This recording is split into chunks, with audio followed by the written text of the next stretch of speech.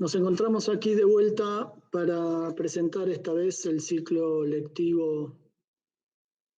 2024 del Taller Nación de la carrera de Arquitectura de la FADU en Buenos Aires. Como todos los años en esta época hay como una semana de intensa oferta de cátedras y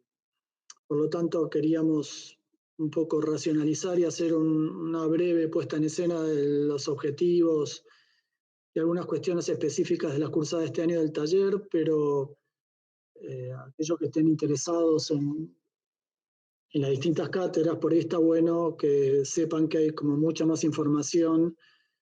mismo en el canal de YouTube nuestro, con otras charlas complementarias a estas o en las redes sociales, con lo cual cualquier inquietud que tengan después de la charla nos podremos comunicar ahora, por ahí haciendo las preguntas que crean necesarias y si no, después a través de las redes. Así que voy a empezar, voy a compartir pantalla. Bueno,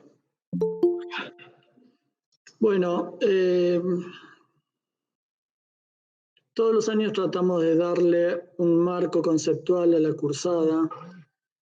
por lo general atravesado por las circunstancias del momento, siempre dentro de un proyecto que tiene ya su lógica propia y su sentido en el tiempo. El año pasado, que fueron los 40 años de la democracia, habíamos llamado transición, no solo por el hecho de lo que implicaba un año electoral, cumplir 40 años de un proceso democrático, sino también porque íbamos a trabajar en la región marítima, que tenía que ver con esa transición entre el suelo y el agua, ¿no? Entonces, este año apareció esta imagen de Joaquín Torres García, el artista uruguayo, y nos gustó mucho porque expresa muy sintéticamente y casi en un dibujo arquitectónico, digamos, un sentir que hay en el taller que tiene que ver con entender que nuestra disciplina, la arquitectura, es un poco la encargada de dar forma a los fenómenos que la cultura genera en relación al soporte natural. Y en un momento en donde esa relación entre cultura y naturaleza está tan tensionada hacia la cultura, digamos con la pandemia como máxima exponente de esa tensión disruptiva, y tal vez con cantidad de fenómenos climáticos que hemos vivido estos últimos meses en distintas regiones del mundo, esta imagen donde Torres García inclina la balanza a favor de la naturaleza nos representaba mucho y nos gustaba como a partir de esa transición que vivíamos el año pasado, tener esta idea de proyectar, de proyectistas que proyectan, de proyectistas que ven venir el futuro, que se animan a pensarlo y a moldearlo, y aparte de proyectistas que comunican en la discusión de lo público estas ideas desde el lenguaje disciplinar para interactuar con otras disciplinas, como puede ser la economía, la política, las ciencias. Nos parecía que ahí hay como una dimensión que tiene el proyecto de arquitectura, el proyecto de lo urbano y el proyecto territorial, que creemos que es indispensable formarnos también para tener herramientas para sumarnos a esas discusiones y hacer que los arquitectos no solo trabajemos en el mercado liberal, digamos, del ejercicio profesional, sino también seamos buenos referentes a la hora de discutir desde lo privado o desde lo público, desde organismos públicos, las cuestiones que refieren al destino del territorio. Y también nos pareció que en esta transición, que ahora está un poco orientada nuevamente por la coyuntura política hacia un lugar más de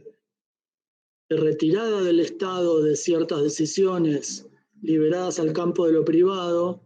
con más razón nos parece que nosotros tenemos que tener posturas desafiantes, interesantes, integradoras, que se puedan poner en la discusión de lo público, ¿no? todo este marco inicial, esta introducción que estoy haciendo, tiene como su correlato, como esquema metodológico dentro del taller. Imagino que esta charla puede ser vista por estudiantes iniciales de la carrera, de los primeros cursos, o como estudiantes que estén por terminar. Entonces este esquema representa un poco esta mezcla del concepto de lo que nosotros entendemos de lo que implica el proyecto de arquitectura y cuáles son las incumbencias, llamémosle así, o los objetivos que en cada curso van a tener como destino de las discusiones, del material teórico que se dé y del desarrollo de los proyectos que hagamos, ¿no? Por eso, entonces, como decía antes, en este esquema se ve ahí arriba que nosotros entendemos a la arquitectura en tensión en este par entre naturaleza y cultura, y al proyecto de arquitectura en esa tensión nos gusta darle herramientas para que ante la hoja en blanco, cuando hay que tomarse decisiones proyectuales, ante una duda siempre elija las cuestiones que tienen que ver con la legitimidad del soporte natural, del clima y del ambiente, antes que la legalidad que esté impuesta sobre ese territorio. Cuando digo la legalidad, puede ser un código de un municipio, unas bases de un concurso, el reglamento de un barrio privado para la construcción, el código de construcción de la ciudad, siempre que esas normas construidas por la legalidad del hombre o de la especie, digamos, den un marco, y ese marco nosotros creamos que atenta contra la legitimidad del soporte natural. Nos gusta pensarnos como proyectistas que van a estar siempre tendiendo a interpelar ese marco legal para llevarlo más cerca de lo que legítimamente el territorio está pidiendo. Entonces, en estas tensiones entre estos dos pares, los cursos se organizan ahí con sus escalas o con sus objetivos, como ven, desde el nivel más alto, las políticas como entre la relación entre el Estado y el mercado con el territorio, y lo urbano entre las instituciones y el territorio nacional o el territorio provincial, digamos. Eso en los cursos de PU y PA. El nivel 4 del taller piensa de alguna manera desde el proyecto de arquitectura lo infraestructural y el paisaje, en esta relación entre organismos desde el lado de la cultura y la región, desde el lado del territorio. El nivel de 3 trabaja con los equipamientos públicos, con los referentes que amojonan la construcción del habitar del hombre, esto es instituciones, políticas sobre edificios remarcables que referencian el tejido, esto es para entre la sociedad y la ciudad. El curso de 2 trabaja sobre el habitar entendido como la vivienda en escalas diferentes, pero también como distintos proyectos que tienen que ver con dar cobijo a la habitación del hombre, ¿no? Y por último, el nivel primario, el primer curso, trabaja con los materiales y la construcción en sus relaciones más básicas, más intuitivas por un lado o más tradicionales por otro. Ahora vamos a hablar un poco de lo que implica en nuestro taller estudiar, y que también llevan al estudiante que entra al taller a una primera instancia formativa que tiene que ver con el individuo y el sitio, con las construcciones y con la implementación de las formas de dibujar, las formas de entender el lenguaje arquitectónico y las primeras herramientas de la disciplina. Me gusta mucho este dibujo del Roto, que es un dibujante español que tiene que ver con esto que a nosotros nos interesa de la tensión entre la legalidad que construye el hombre y la legitimidad, ¿no? Hay una cosa que la legalidad, que es todo el sistema de normas que regula nuestras vidas, se va construyendo en el tiempo, en cada época, según los intereses de cada época y según quienes están a cargo de la construcción de esa legalidad.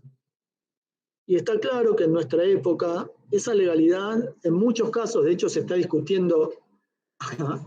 gran nivel en estos momentos a nivel de nuestro país, puede ser cambiada, puede ser modificada, debe ser mejorada, debe ser adaptada a las demandas de época. Y nosotros creemos que esas demandas de épocas tienen fuertemente que ver con lo que el territorio en su estructura natural, en sus recursos, en la crisis ambiental, en la administración de los recursos, propone. En un momento en que esa relación está muy tensionada por una población que va rumbo a los 10.000 millones de habitantes, con un soporte natural finito, que se termina, que se agota, a diferencia del crecimiento exponencial de quienes habitamos el planeta, ¿no? Entonces ahí dice un poco una frase que al taller lo interpela, cuando dice: cuando oigo muy a menudo las palabras patria y nación, busco una frontera. Bueno, esto que el Roto dice de la frontera es la construcción legal que las sociedades han hecho sobre el territorio, es su división política, son los límites, y claramente hoy al taller le queda claro que esa construcción política sobre el territorio, que después regula nuestro accionar como arquitectos, yendo a las escalas, o sea, la construcción política es la división de países, la división de provincias, la división de municipios, la división de manzanas, la división de barrios cerrados. Esa división política viene de un arrastre histórico que en la actualidad, cuando uno mira las noticias todos los días de las crisis climáticas, de los problemas que hay entre provincias, entre países, por las inundaciones, por las sequías, por los incendios, está claro que esa visión política no puede administrar bien esos conflictos, y nosotros creemos que hay que empezar a pensar como marco teórico del taller en una nueva división, en una nueva construcción legal sobre el territorio que regule nuestro trabajo. Y por eso esta es como la foto insigne del taller, es una foto del Archivo Nacional. Es una foto que primero lo que nos gusta es que hay una comunidad de gente trabajando colectivamente, en este caso unos estudiantes de un colegio público, están construyendo el mapa del país delante del mapa de la región de Sudamérica que está contra la pared ahí al fondo. Y nos gusta ver que ese mapa, si bien tiene la división, digamos, los límites de Sudamérica, lo que tiene dibujado adentro son las cuencas fluviales y la geografía. Se nota muy claramente ahí como el sistema andino y las cuencas fluviales. Se ve ahí el Paraná, que viene desde Brasil hasta la cuenca del Plata, se junta con el Uruguay, se ve la cuenca del Salado. Y es un mapa escolar que es un mapa que para nosotros es muy importante porque no tiene la división política, ¿no? La división que tiene es de las baldosas del patio del colegio. Y bueno, esta es una imagen que resume a nosotros muy amorosamente el espíritu del taller. En ese sentido, este es el mapa que todos conocemos de división política argentina, el mapa que aprendimos en las escuelas. Hubiera estado bueno ir a la escuela de la foto esa, ¿no? Pero bueno, sobre esta división política, creo que llegan a ver, hay una nueva división, esos rectángulos punteados, que son es la estructura en que nosotros creemos que hay que dividir el país, en lo que llamamos regiones geoculturales. ¿Qué son las regiones geoculturales? Son aquellos territorios que, a partir de un mismo soporte natural, de un clima muy parecido, de unas culturas que están muy condicionadas por esos climas, que generan como una tradición en la construcción, en las artesanías, en la comida, en las formas de habitar, parece que tienen muchísimo más en común y que podrían pensarse como unidades, y por eso nosotros establecimos estas 6, que como ven ahí, es la región andina pétrea, que vendría a englobar Jujuy, Salta, Catamarca, Tucumán, La Rioja, parte de Mendoza, el norte de San Luis, digamos, esa región donde el soporte de la cordillera, sin vegetación, de amplitudes térmicas muy fuertes, de muchos recursos naturales, de mucho sol muchos días del año, de poca humedad, determina un ámbito que incluso antes de la conquista tuvo en las poblaciones originarias e incluso en cierta avance de la cultura incaica como un territorio unificado. Después está la selva, en nuestro caso Formosa, parte de la Yunga jujeña y salteña, Santiago del Estero, el norte de Santa Fe, Corrientes y la Mesopotamia, que claramente pertenecen a un territorio selvático, húmedo, con mucha presencia de las cuencas y de la humedad, de tierra roja, de laca basáltica, de grandes precipitaciones, de mucha humedad y de registros de una cultura que unificaba este territorio, que era la guaraní. Más abajo está la región pampeana,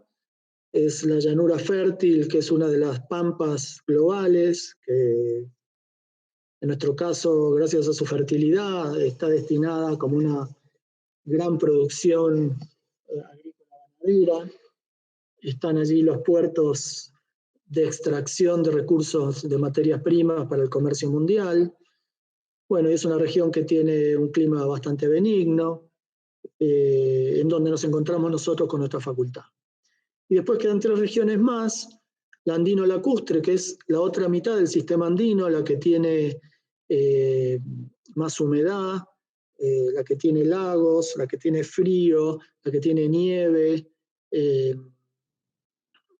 la que tiene el turismo que tiene que ver con esos paisajes, etcétera, etcétera. La región marítima, que es una región tan grande como el territorio continental,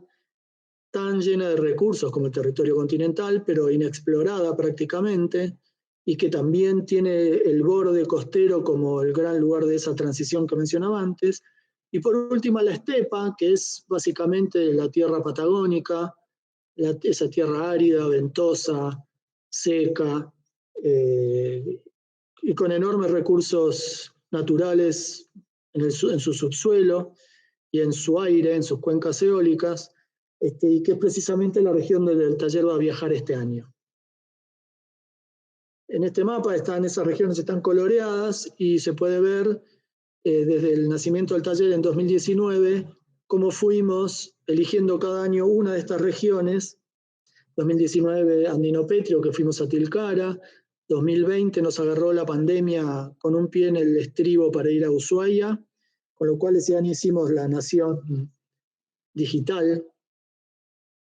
El 2021, que todavía no se podía viajar mucho en grupos grandes, aprovechamos y hicimos la región pampeana en un sistema de expediciones. El ADN se transformó en un sistema de expediciones chicas, de poca gente, a lo largo de todo el año. El 2022 fuimos a la selva, a la ciudad de Posadas, en Misiones. El 2023 fuimos a la región marítima y nos instalamos en Chapalmalal, en las residencias del sistema presidencial. Y el 2024 vamos a ir al Alto Valle del Río Negro, a la ciudad de Chipoleti, en la confluencia de los ríos Limay y Neuquén, donde se forma el Río Negro, pegado a la ciudad de Neuquén, a estudiar la estepa. El año que viene, si Dios quiere, iremos a la última región que nos queda, que es la andino-lacustre. La realidad es que el mapa real es este, con el territorio puesto en su verdadera dimensión. Ahí se nota la dimensión del territorio marítimo, que incluye Antártidas e Islas del Sur. Pero bueno, para los efectos de ver el mapa un poco más proporcionado, lo venimos dibujando de la otra manera. Eso es como una introducción en donde les queríamos compartir un poco cuál es nuestro terreno de estudio. El terreno de nuestro estudio es el país entero, en principio, y después en un trabajo de aproximación y de zoom vamos llegando a la zona y a la ciudad que nos sirve de muestra de prueba de la región que queremos estudiar y en la que trabajamos durante todo el año. Esto que ven acá es un organigrama del taller. Como ven y como todos saben, el año lectivo tiene 2 cuatrimestres, que en nuestro taller el primer cuatrimestre se llama Atlas, que está ahí marcado, y el segundo cuatrimestre se llama Proyecto o Catálogo, y ahora vamos a entender un poco el porqué de cada cosa. Lo que ven abajo, con colores, son lo que nosotros llamamos el sílabus. El sílabus es una palabra latina que tiene que ver con la organización clase por clase del curso. Es un objetivo que nos ponemos, que no es sencillo el primer día ya tener claro qué se va a hacer en cada clase, qué teóricas vamos a dar, qué material hay que tener.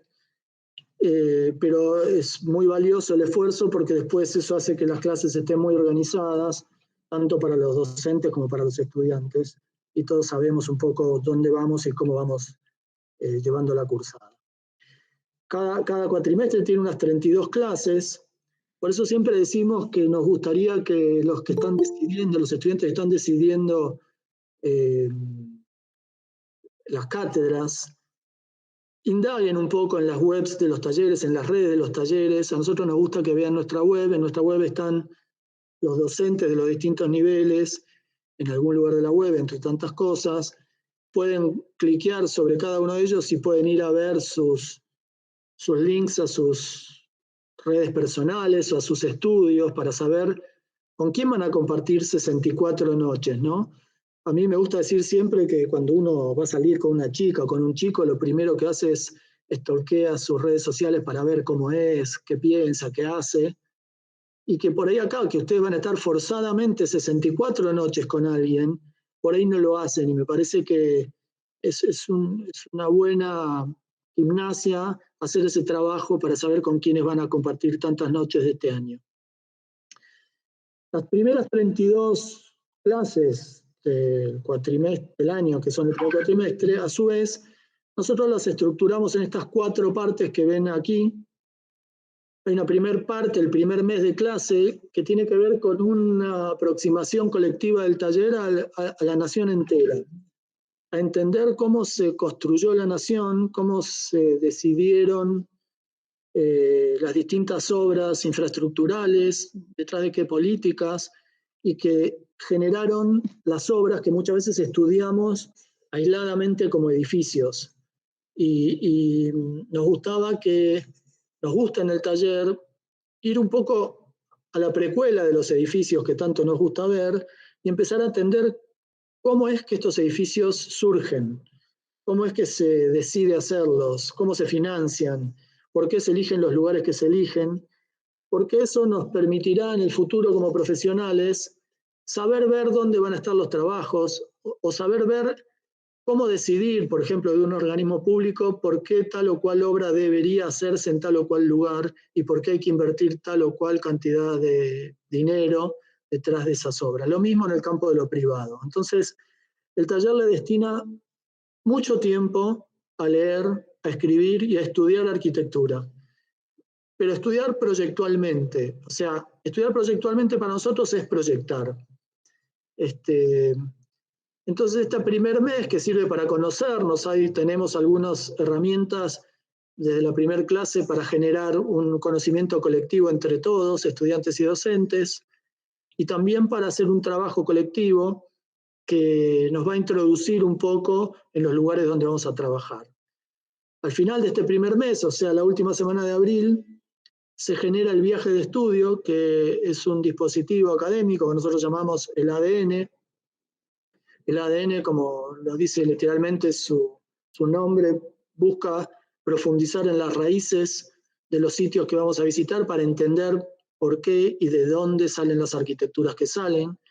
por qué hay esas culturas tradicionales, por qué hay ese uso de los materiales, sus climas, sus conflictos territoriales, los actores que juegan. Todo eso es lo que vamos a estudiar en el ADN, que por otro lado nos gusta también pensar que significa arquitectos de la nación, ¿no? ADN. Eso es un viaje que este año va a ser a Chipoleti, que después voy a describir un poco más.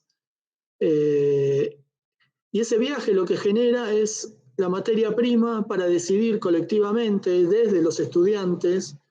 qué proyectos se van a hacer en el taller. Por eso ahí dice un nuevo módulo que es como el de las agendas,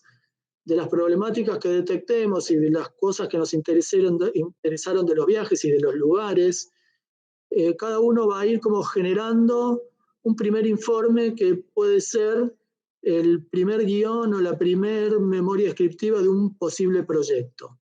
Y el cuatrimestre termina con unos imaginarios de esos proyectos, con unas primeras aproximaciones a lo que van a ser los proyectos en desarrollo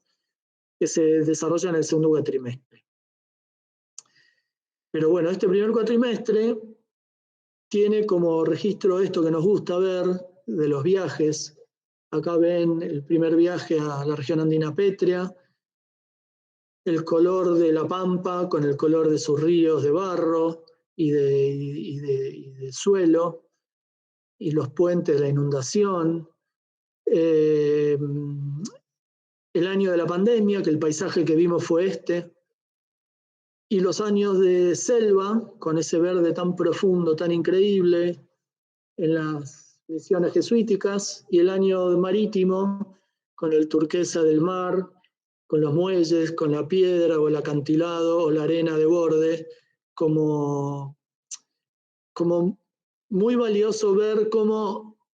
fuimos viajando por los colores de las distintas regiones, ¿no? Esos colores obedecen a materialidades, esas materialidades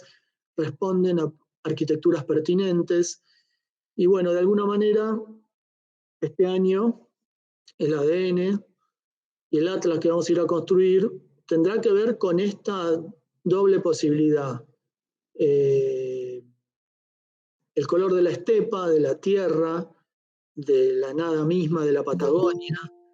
del viento, de la región de monte, con vegetación achaparrada y seca, con fuertes vientos, o este sistema de paisajes infraestructurales que ha ido construyendo el hombre en el tiempo. Esta franja que vemos verde que atraviesa la meseta es el Valle de Río Negro, que básicamente es una construcción potenciada por el hombre a través de construcción de sistemas de riego,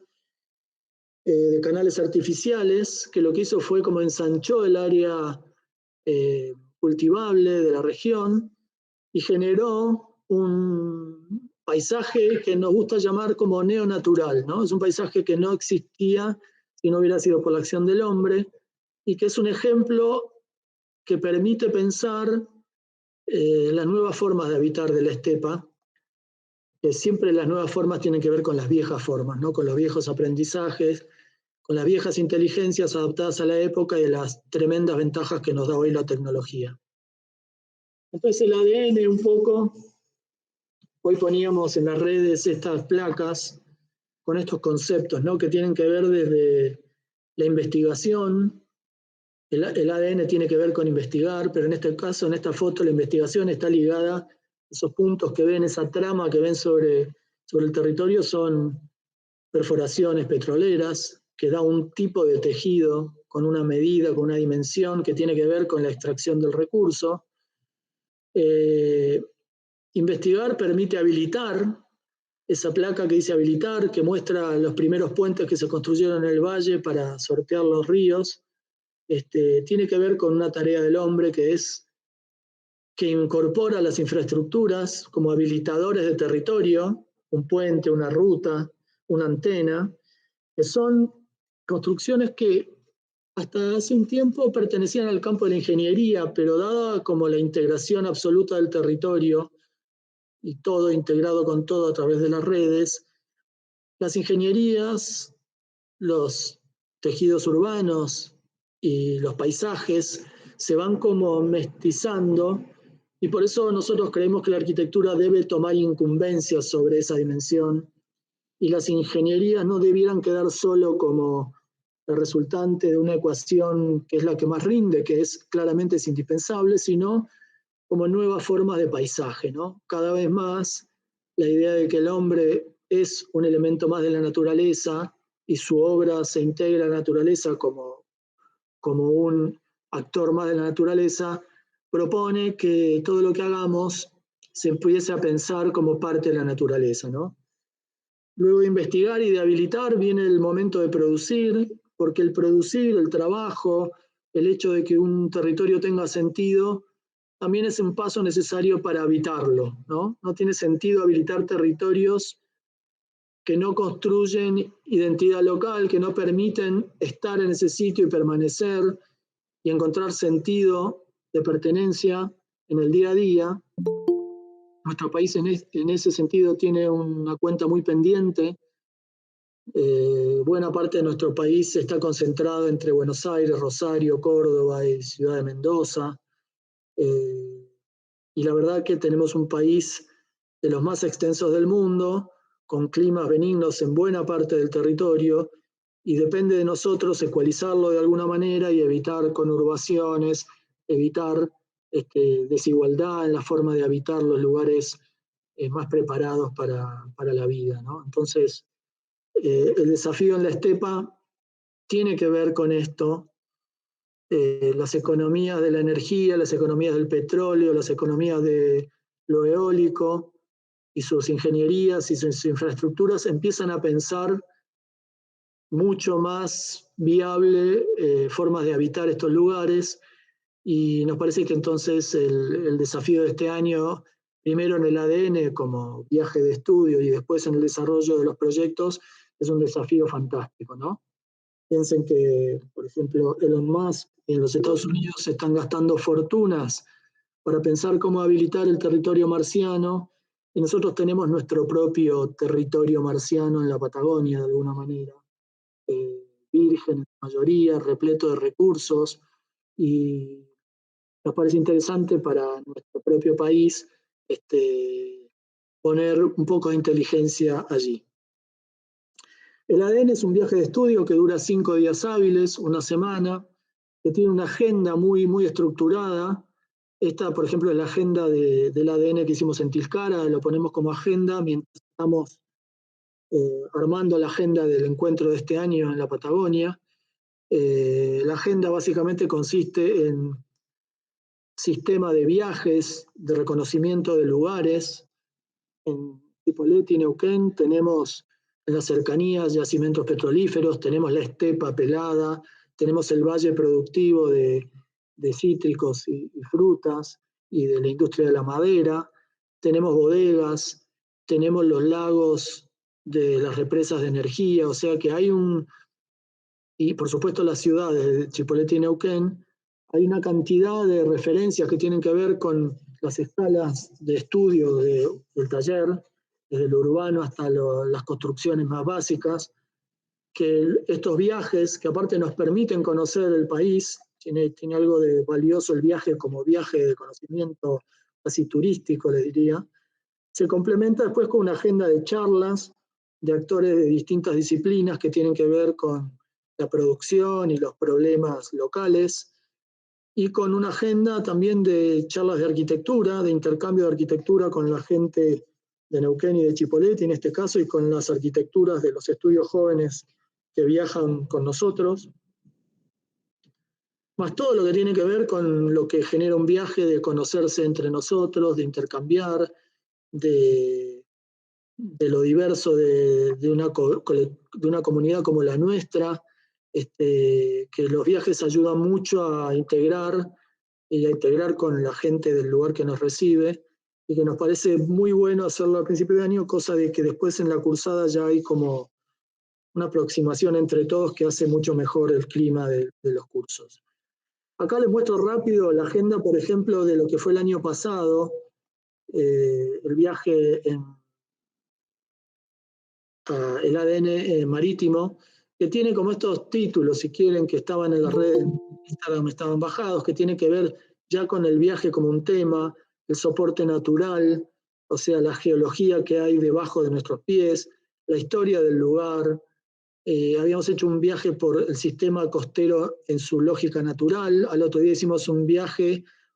por el mismo lugar, pero mirando ya toda la construcción del hombre sobre ese territorio. Fuimos a ver, y vamos a ver siempre en los ADN, obras remarcables de arquitectura, referencias. Tenemos el sistema de charlas, que por lo general se dan por la tarde en algún teatro, hasta la noche, donde se dan las charlas más informales de arquitectura. Tenemos los momentos de trabajo. El trabajo en el ADN es un trabajo proyectual, pero no de proyectar,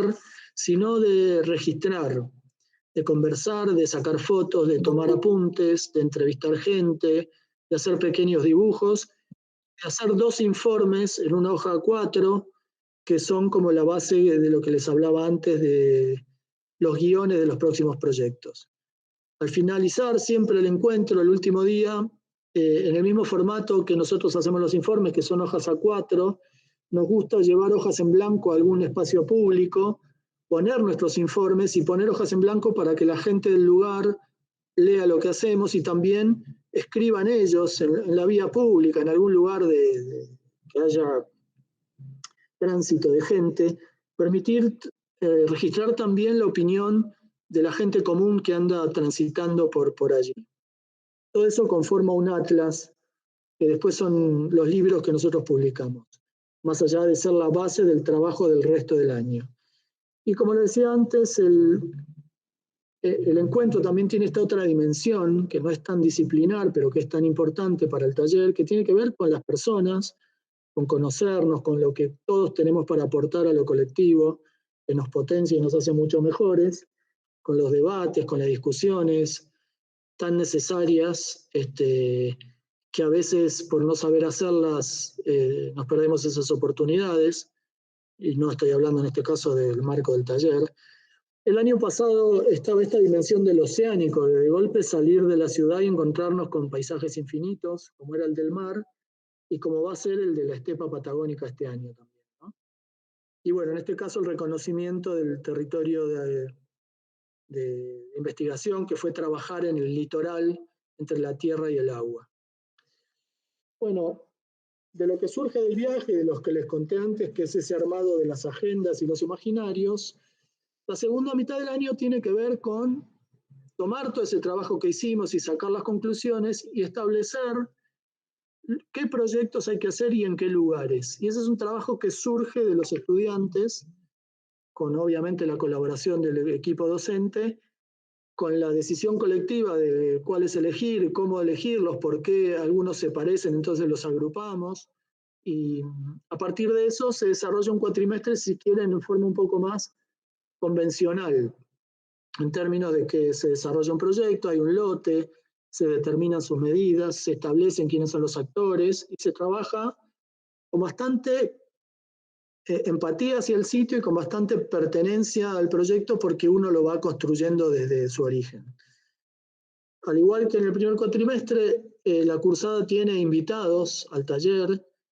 que en el primer cuatrimestre tienen que ver más con lo multidisciplinar, que nos alimenta toda esta investigación proyectual, y el segundo cuatrimestre tiene que ver ya con más invitados disciplinares, arquitectos, que nos muestran sus obras, que nos cuentan cómo se hacen, por qué las hacen, y que a nosotros nos parecen personas y obras relevantes y referentes. Entonces así se desarrollan los programas, las arquitecturas, y se sintetiza a fin de año con las entregas finales. En los cursos de tercer y quinto año tienen la instancia del jury como instancia colectiva con el resto de la facultad, donde un poco ponemos en conjunto del total de la comunidad de la facultad las ideas del taller y abrevamos de las ideas de los otros talleres. Entonces, un poco, muy rápidamente, si quieren ver más trabajos, entren a los Instagram de los distintos niveles o entren al Instagram general del taller.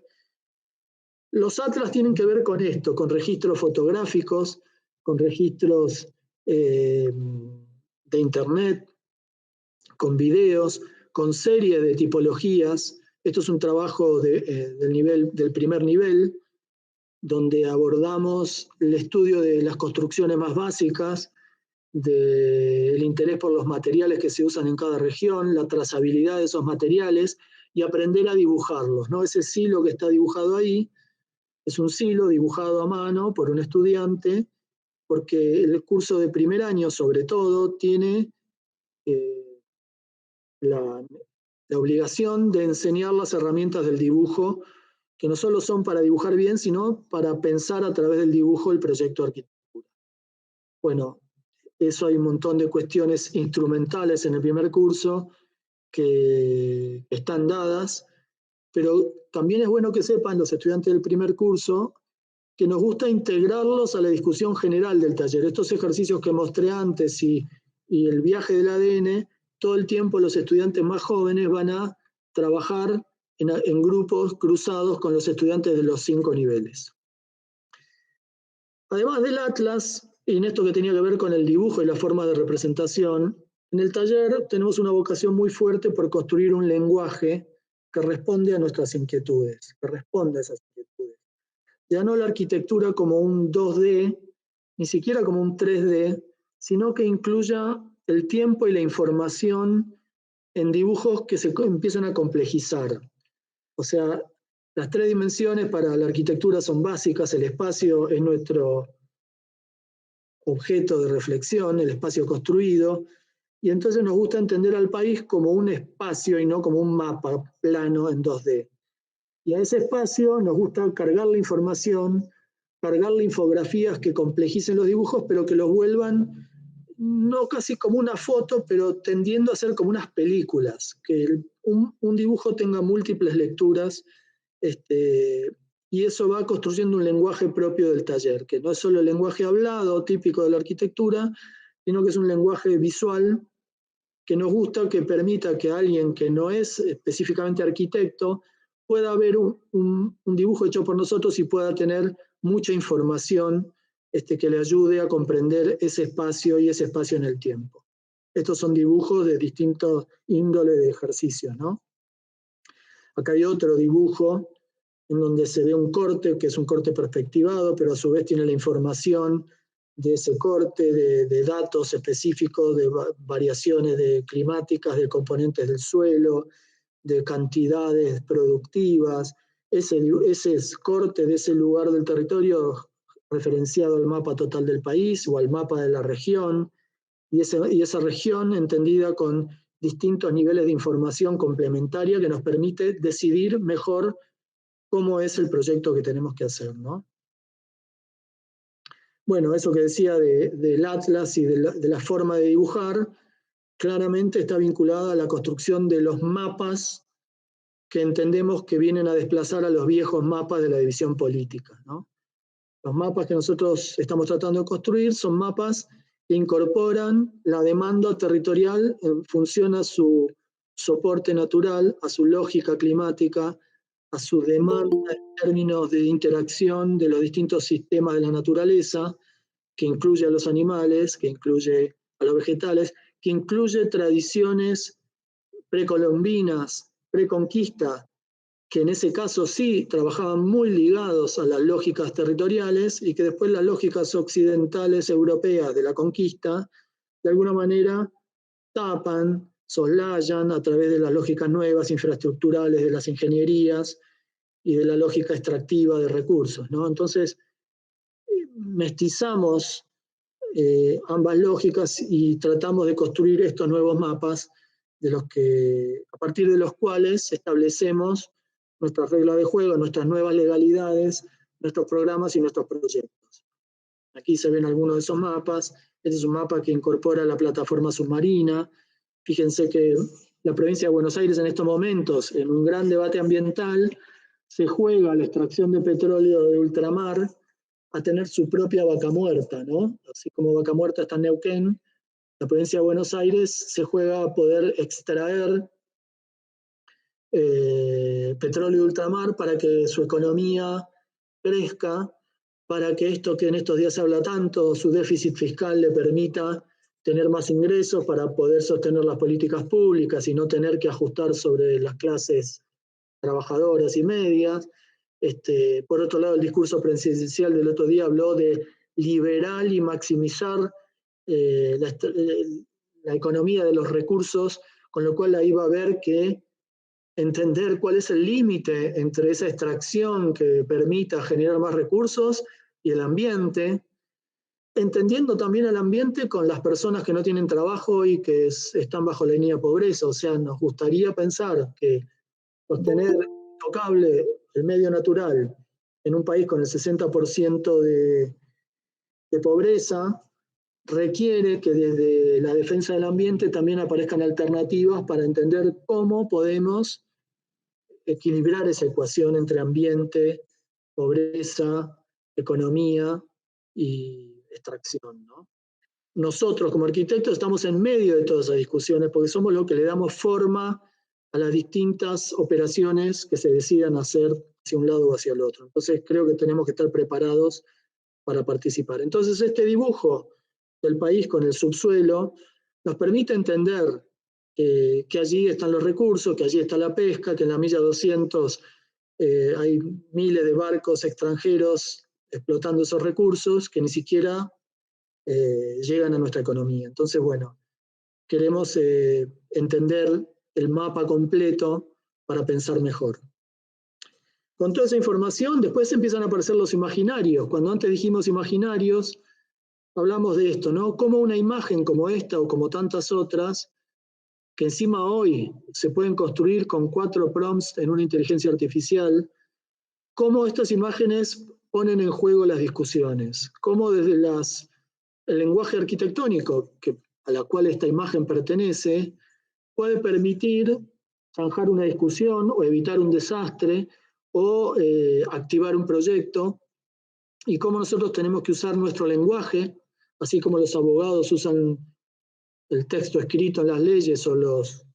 economistas usan los diagramas de barra o los gráficos de barra para tomar decisiones, nosotros podemos usar nuestro lenguaje también para participar de esas cuestiones.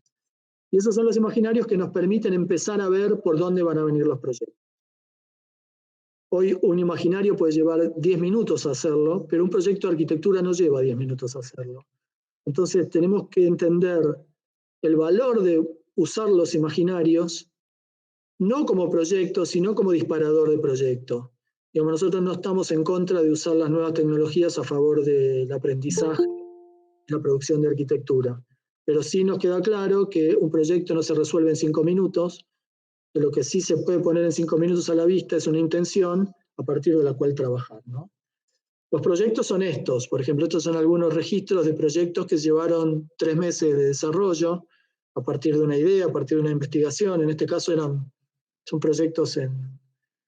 el andino, ¿no? En el andino pétreo, ¿no? En Tilcara, cuando estuvimos en la quebrada. Proyectos magníficos que salieron, que no solo tienen buenas plantas y tienen buenas inserciones en sus sitios, sino que también aspiramos a llegar a la belleza, a llegar a la materialidad, a llegar a los climas de los proyectos, a llegar a las atmósferas. Nos gusta hablar de belleza en el taller, tratamos de llegar a ese punto, ampliamos mucho hacia un lado y hacia otro las exigencias que tenemos, pero estamos muy contentos de que eso lo alcancemos y que haga que el taller complete un recorrido bien valioso y bien argumentado, donde cada estudiante se apropia y se adueña de todas las decisiones, y por eso los proyectos tienen tanto cariño, ¿no? Bueno, esto es lo que tiene que ver cuando hablábamos de atmósferas, cuando entender que los proyectos tienen gente, tienen actividades, tienen usos, tienen climas, tienen materiales. En estos casos son dos imágenes de un proyecto en la región pampeana, en una instalación portuaria a la vera de la cuenca del Salado en Alberti. Y así como nos gusta hablar de belleza, sobre todo en determinados momentos iniciales o discursivos del taller y sobre todo en el último curso, nos gusta hablar de utopía en el taller. Nos gusta correr el límite de las certezas, nos gusta trabajar al filo de lo posible. Nos parece que en esto de proyectar, que tiene que ver el título de esta charla, está esto de proyectarnos, de vernos mejores, de vernos crecidos, en una relación mucho más sana con el ambiente natural, de una cultura que entiende eso como un viaje colectivo, en donde el Estado y el privado tienen que colaborar y cuidarse y regularse y colaborarse para la construcción de una mejor vida para los pobladores de este país. Y en ese sentido la utopía no nos parece que esté tan lejos, y nos gusta ponerla en juego. Y bueno, nada, de alguna manera, dado lo que nos ha deparado en los últimos años en el mundo y en nuestro país en particular, la verdad que pensar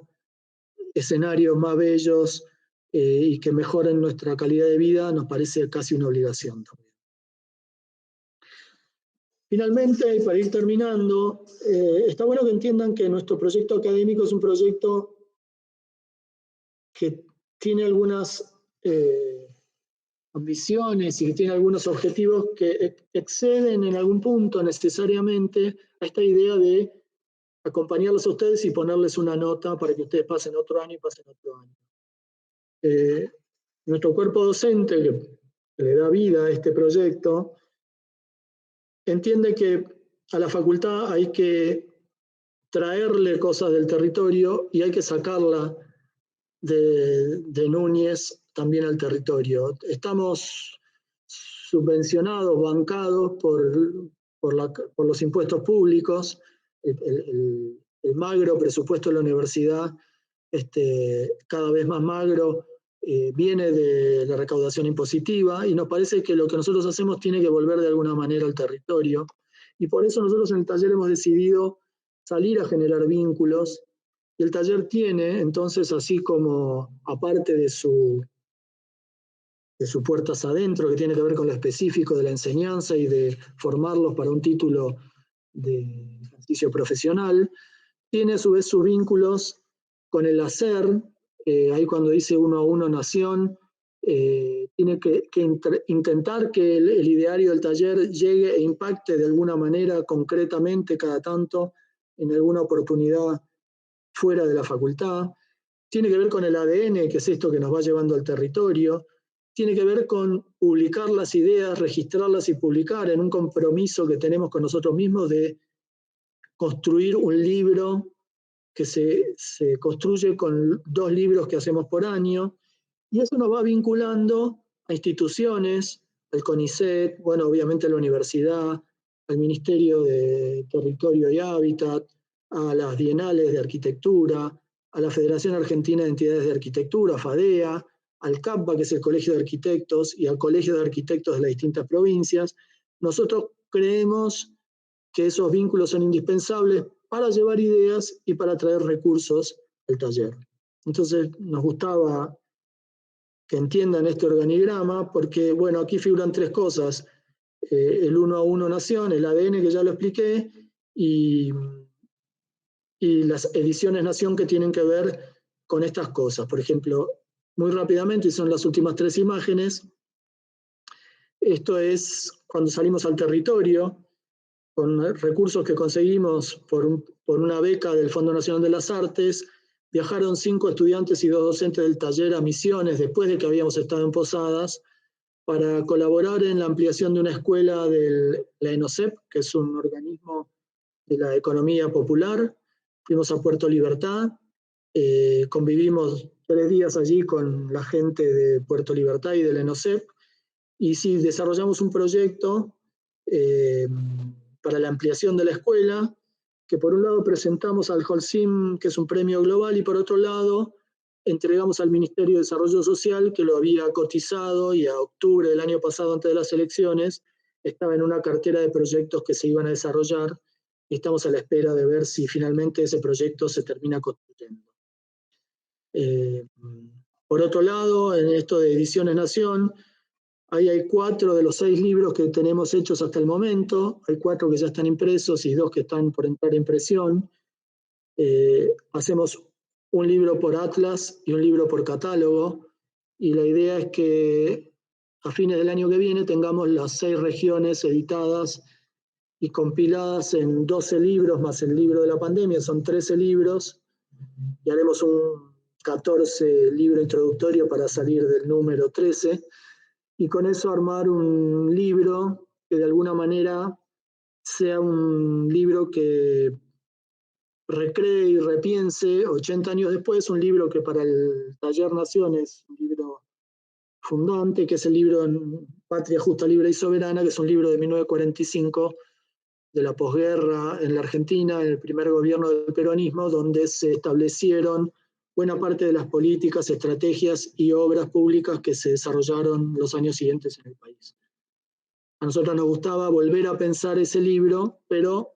con los paradigmas de nuestra época, con las cosas que la generación de ustedes, que va a ser la que se haga cargo del país en los próximos años, tenga como agenda propia. Y en esa agenda nosotros entendemos que la cuestión ambiental es determinante y prioritaria para repensar los destinos de las estrategias, las políticas, los equipamientos, infraestructuras y obras de arquitectura que les tocará hacer a ustedes en el futuro. Estos son los 6 libros, y creo que con esto estoy terminando. Hace unos años, cuando fui a Tilcara para empezar con el primer ADN, me hicieron una nota en el Tribuno de Salta, que es un diario, y en la charla yo mencioné esto, que teníamos ganas, dije un poco en broma, de formar al primer presidente arquitecto del país. Y la periodista lo tomó esa frase y la puso como el título, ahí en letra de molde. Y la verdad que cuando la vimos impresa en letra de molde, se resignificó un poco. Si bien no es que pretendamos formar el primer presidente arquitecto, sí nos parece que la arquitectura, los arquitectos, podemos llevar nuestra profesión a la discusión pública, porque cada decisión que tomemos en los proyectos que hagamos, ya sea en el campo de lo privado o en el campo de lo público, tiene una dimensión política, pone en juego determinado ideario, y nos parece que es fundamental que hagamos hincapié en eso, para que todos ustedes tengan las herramientas indispensables al momento de la hoja en blanco, de tomar decisiones pertinentes, de tomar decisiones propias, y que esperemos que sean las mejores decisiones. Así que bueno, con nuestra imagen insigne, ya con los colores de la estepa, nos despedimos. Les deseamos a todos que tengan un gran año lectivo, que la facultad y en nuestro taller eso va a ser prioridad, sea un ámbito de contención en estos momentos que no son sencillos, que sea un momento de crecimiento a pesar de la agenda económica, pero que sea un lugar festivo, que sea un lugar de mucha empatía, de mucha colaboración y de mucha construcción colectiva. Bueno, les mandamos un abrazo grande, esperamos verlos pronto. Chau, chau.